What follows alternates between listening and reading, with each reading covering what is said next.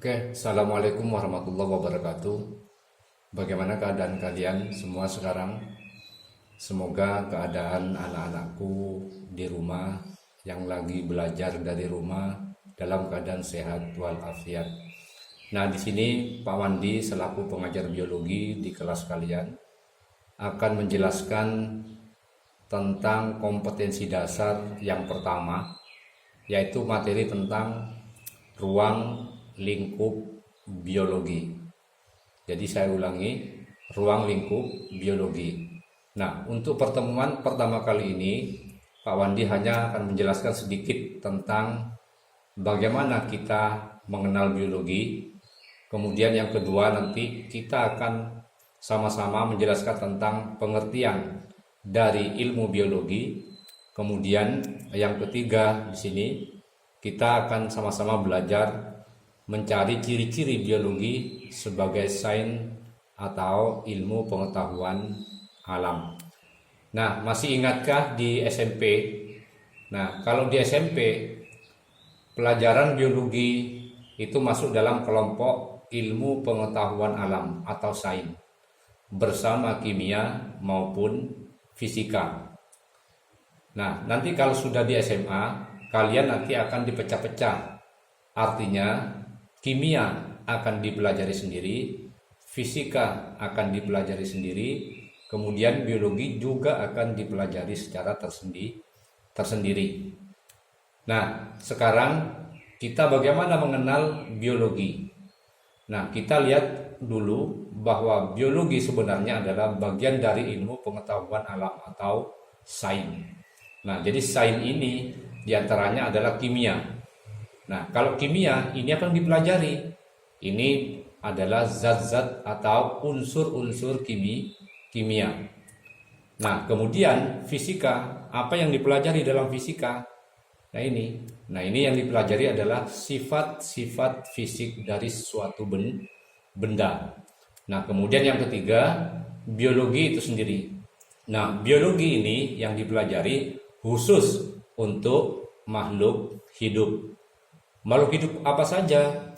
Bisa tumbuhan, kemudian hewan, manusia, maupun makhluk hidup yang berukuran kecil, yang dikenal dengan istilahnya mikroorganisme. Nah, sekarang lihat sama-sama. Nah, kenapa dikatakan ilmu pengetahuan alam atau sains?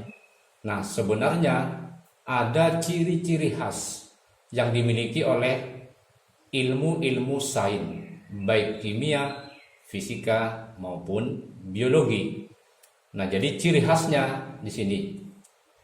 Jadi semua ilmu pengetahuan alam itu memiliki ciri dapat diindra. Yang dapat diindra. Nah, apa maksudnya diindra? Yang pertama, jadi semua objek yang dipelajari di ilmu pengetahuan alam itu harus bisa dilihat secara nyata. Dilihat. Oleh apa? Ya oleh mata. Kemudian yang kedua, jadi harus bisa didengar. Jadi secara nyata didengar oleh siapa? Oleh telinga. Kemudian yang ketiga, harus dapat dirasakan. Oleh siapa? Oleh lidah. Kemudian yang keempat, harus bisa dibau. Oleh siapa? Oleh hidung. Kemudian yang kelima, juga harus bisa diraba. Oleh siapa? Oleh kulit kita.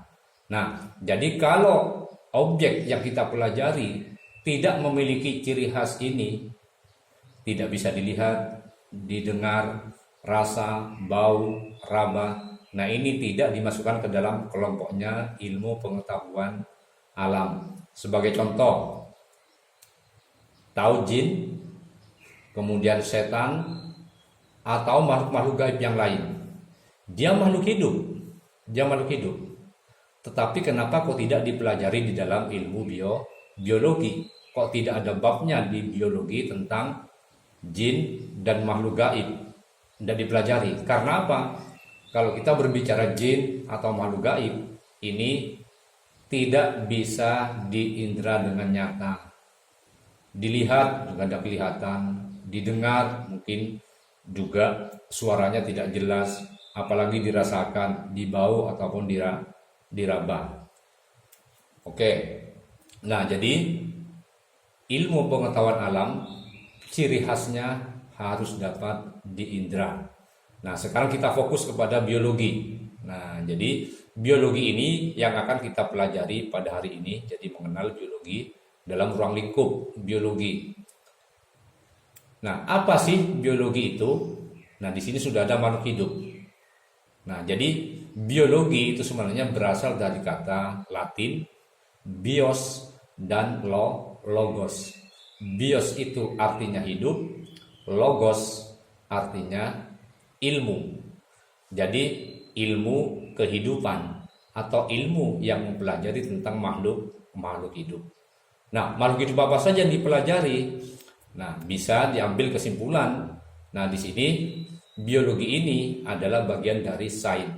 Jadi kalau diartikan apa itu ilmu biologi? Nah, jadi ilmu biologi bisa diartikan bagian dari ilmu pengetahuan alam yang khusus mengkaji makhluk hidup dan kehidupannya, baik pada masa lampau, sekarang, maupun akan datang, serta kaitannya dengan saling temas. Jadi saling temas ini sebuah singkatan. Sa-nya itu sains, ling-nya ini lingkungan, te-nya ini teknologi, mas-nya adalah masyarakat. Maksudnya bahwa ilmu biologi ini tidak terlepas dari ilmu-ilmu yang lain. Tadi hubungannya dengan sains. Jadi biologi tidak bisa dipisahkan dengan kimia. Dalam tubuh kita itu harus ada unsur-unsur kimia untuk menunjang hidup kita. Fisika juga begitu, sifat-sifat fisik benda. Dalam tubuh kita ada kalor atau panas dan seterusnya. Kemudian dengan lingkungan sudah jelas. Biologi ini sangat berpengaruh kepada lingkungan. Bisa merugikan, juga bisa menguntungkan. Kemudian teknologi sudah jelas. Semakin banyak ilmu pengetahuan, semakin banyak ilmuwan-ilmuwan yang menemukan teori-teori atau hukum-hukum biologi, maka biologi akan berpengaruh terhadap perkembangan teknologi, terutama teknologi mutakhir saat ini. Kemudian masyarakat sudah jelas. Jadi masyarakat selaku makhluk hidup juga, jadi manusia. Jadi keberadaan biologi ini sangat mempengaruhi kehidupan masyarakat. Oke. Nah, kemudian setelah kita mengetahui, kita mengenal biologi, kemudian pengertian biologi secara umum, maka kita akan ke materi yang ketiga, yaitu ciri biologi sebagai sains atau sebagai ilmu pengetahuan alam. Nah, ingat di sini tadi bahwa ilmu pengetahuan alam ini punya ciri-ciri khas dapat diindra. Nah, apalagi sebenarnya? Nah, di sini ciri biologi sebagai sains diantaranya.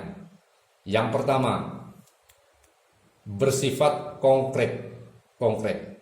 Artinya harusnya nyata. Jadi nyata di sini kaitannya dengan yang di sini. Jadi nyata itu harus dapat diindra. Jadi objek makhluk hidup di sini yang kita pelajari bisa dilihat, didengar, rasa, bau maupun bisa diraba. Kemudian yang kedua, sifat yang kedua harus objektif. Objektif di sini artinya jujur pada fakta. Artinya sesuai dengan keadaan yang sebenarnya. Tidak boleh menentang fakta. Jadi harus jujur. Kalau warnanya putih, ya harus katakan putih. Oh, bunga mawar berwarna putih. Nah, semua orang akan mengatakan bahwa semua bunga mawar itu yang kita lihat putih. Kemudian yang ketiga, harus logis. Apa itu logis? Artinya logis harus masuk di akal, artinya bisa dinalar. Jadi segala teori, segala penelitian-penelitian yang kita lakukan, dan segala apa yang eh, kita kupas dari makhluk hidup itu harus logis, artinya masuk akal. Kemudian yang keempat, empiris, sifatnya empiris. Nah, empiris di sini juga artinya sama dengan ini, hampir sama, nyata. Jadi nyata di sini, jadi empiris ini bisa dialami oleh semua orang. Jadi bisa dialami semua orang lewat penelitian-penelitian yang sama ataupun penelitian yang yang mengulang dari penelitian yang lain. Jadi kita bisa merasakan pengalaman yang sama. Kemudian yang kelima, universal. Jadi sifatnya universal. Artinya apa universal? Umum di sini, maksudnya umum, artinya semua hukum, semua teori yang dihasilkan itu berlaku di mana saja, di negara mana saja. Jadi sifatnya adalah umum. Ya. Kemudian yang keenam ada namanya sini sifatnya verifikatif. Verifikatif. Artinya apa? Dilakukan pembenaran ulang. Artinya semua teori atau hukum yang dihasilkan oleh para ilmuwan itu hanya memiliki kebenaran yang relatif, jadi tidak mutlak. Jadi suatu saat karena ada perkembangan teknologi, bisa saja teori-teori yang dihasilkan sekarang ini bisa dikalahkan dengan teori-teori atau hukum-hukum baru yang lebih benar atau lebih bisa dipertanggungjawabkan. Jadinya bisa dilakukan pembenaran ulang. Kemudian yang ketujuh, sistematis. Apa itu sistematis? Artinya baku. Nah, baku di sini bahwa apapun yang kita lakukan dalam mengupas